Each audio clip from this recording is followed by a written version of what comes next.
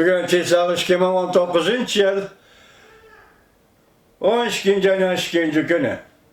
Endiki mağazamında hürmetlik vatandaş. Cungo'da çoğunçatak çıkamdı. Amerika Cungo soğudu gelişimi yok çıkışı mümkün. Siyasi makamlıktan çıkartıyoruz için Xi Jinping'e vakit gerek.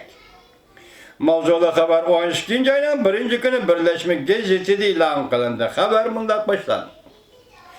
Amerika Koşmuş Ştatlarının Prezidenti Trump 11. ayın 27. günü Şangan Kişilik Hukuk ve Demokratiya Kanun layihəsiga imza koygandan keyin şu çağda Cungo Tashqi İşler Ministerliği hem İçki işlerimizge ağırlaştı dep tanqid qilgan edi.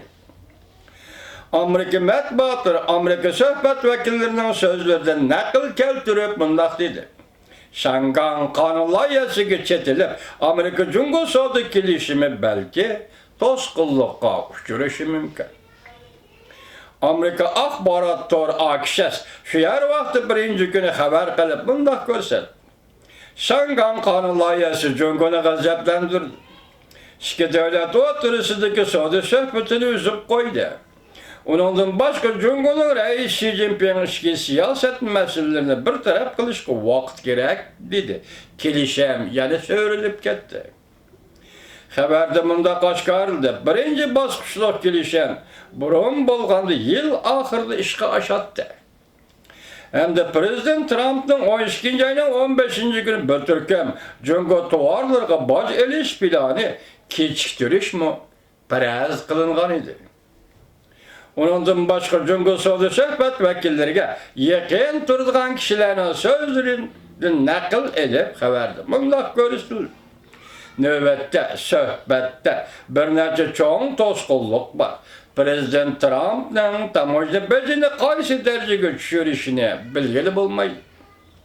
Ikki taraf kelishimi qandaq konditsiya bilan ijro qilinadi?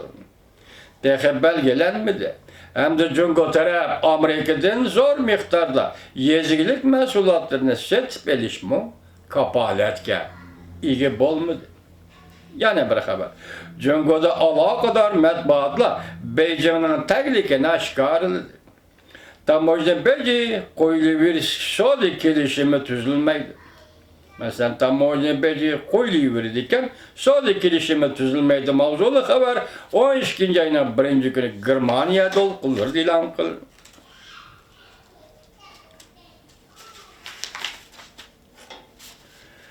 Amerika Cungo savdo suhbati 17. ayga qadam qo'ydi. Amerika amaldorlari mundaq ko'rsatdi. İki taraf kelishim imzolashga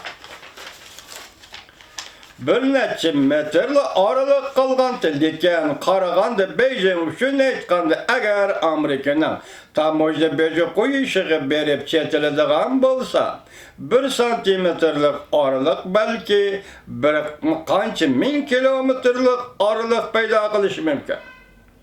Qaraganda ikki taraf yana davomli suhbatlashadi. Amerika Cungo ikki tarafda dastlabki bosqichliq savdo kelishimi imzolash to'g'risidagi xabarlar o'tirg'i chiqilib bir oydak bo'ldi. Her iki tarafdan amaldorlari faqat bir qadam orliq qoldi deyishdi. Masala shu yerdeki bu orliqni yana qanchalik mengish kerak. Yarışara vaqt gizli 12. ayının 1. günü Beijing'de xabardor kishilarning so'zlaridan xabar keltirib, naql keltirib mundaq dedi. Birinchi bosqichliq kelishim imzolashda Cungo ching turdi. Lekin Amerika tamojna bejida amaldan qoldirishi lozim. İsmini atashda xolamaydigan kishilarning so'zlaridan naql keltirib, Yarışara gazeti mundaq dedi. Amerika amaldorlari bojni amaldan qoldirishni rad qilib keldi. Chunki tamojna beji savdo urushida Amerikaning qo'lida bir qurol edi. Bojni amaldan qoldiradigan bo'lsa bu taslim bo'lganlikdan derak beradi. Amerika taraf bu talablarga hozircha javob qaytarmadi. Amerika Qo'shma Shtatlar 12. ayning 15. kuni kelganda taxminan 100 milyard 560 milyon dollarlik Cungo'dan import qilingan tovar mallarga 15%'in baş qo'yapti. Agar kelishim imzolangan bo'lsa, bu tamojna beji amaldan qoldiriladi. Deyishdi tashqari dunyodikilar. Lekin Jungo barliq tamojna bejini bekor qilishni talab qiladi. Bu taraf albatta ikki tarafning suhbatda bir yerga kelolmasligining sababidir.